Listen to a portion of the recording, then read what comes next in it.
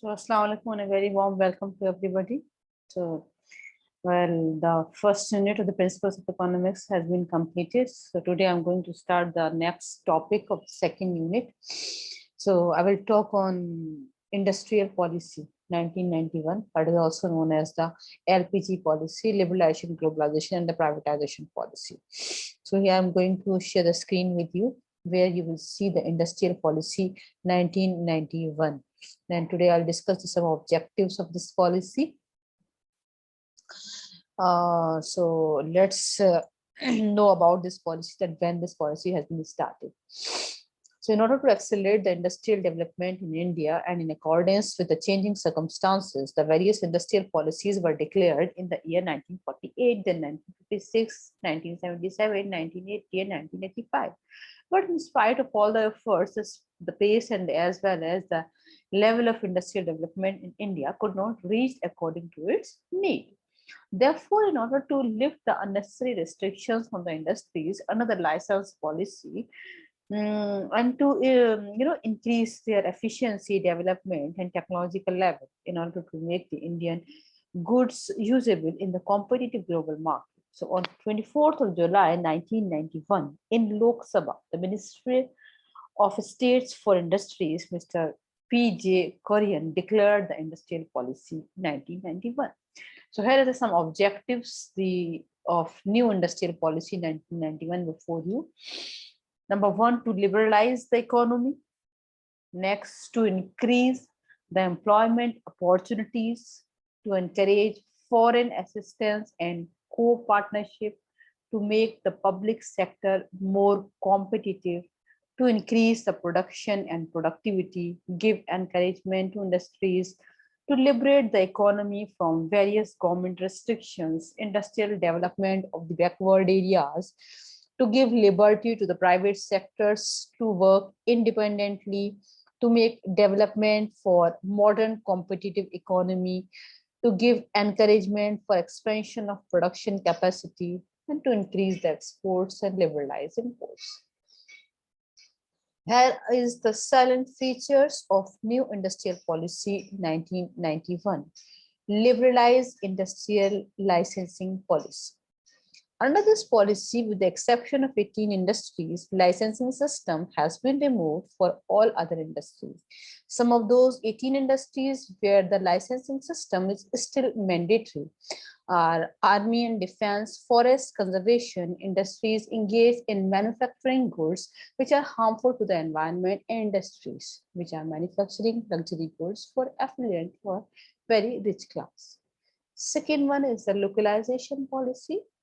Those industries which are supposed situated in the cities where the population is less than 1 million, industry permission from the government to start any industry is not required.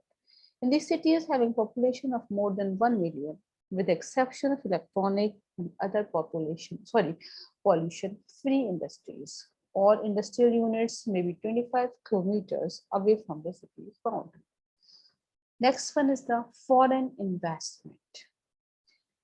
Provision has been made to invest up to 51% by the foreign investors in the equity shares of Indian companies. Earlier, this limit was limited up to 40% only. Now, this will increase the flow of foreign capital into India and make possible technical exchange also from the developed countries. That was all liberalization, privatization, or the globalization was possible only after 1991.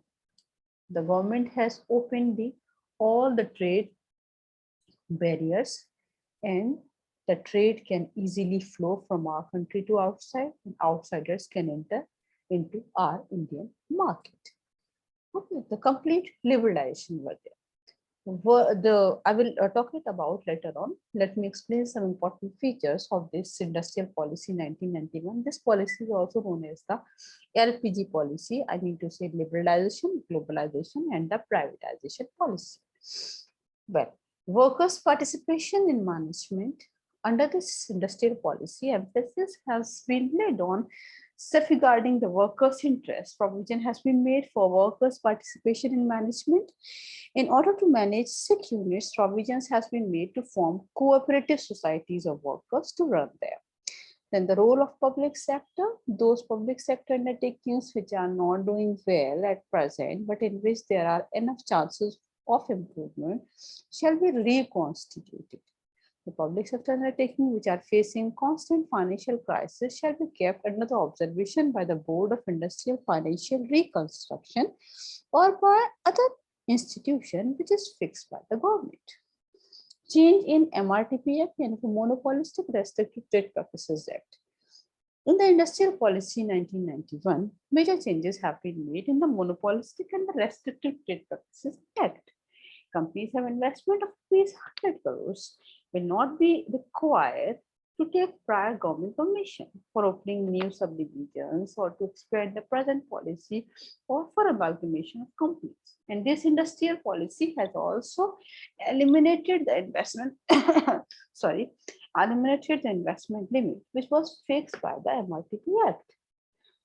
Creation of productive capacity. In order to increase the productive capacity of the new industries, all the administrative controls have been removed.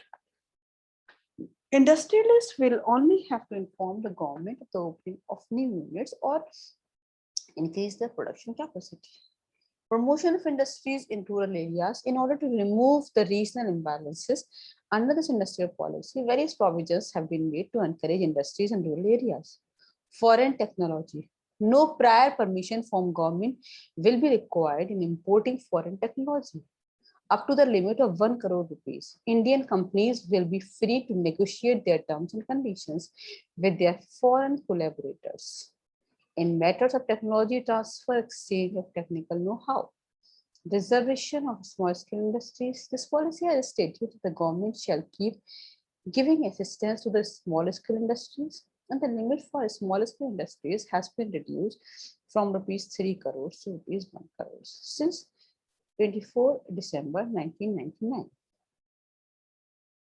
An evaluation of industrial policy 1991, I will talk about on the next turn, where I'll let you know about the open industrial policy and some new features and liberalization, how it will work, or it is working this time. Some changes have been made. Now, so I'll let you know about its technical know-how and exemption of industrial structure, etc., etc. So that all come under the evaluation of industrial policy, which I will come to know and then come to explain you about on the next time. So I'm just concluding my lecture here, and I will continue on the next one with the same point. Thank you so much for today.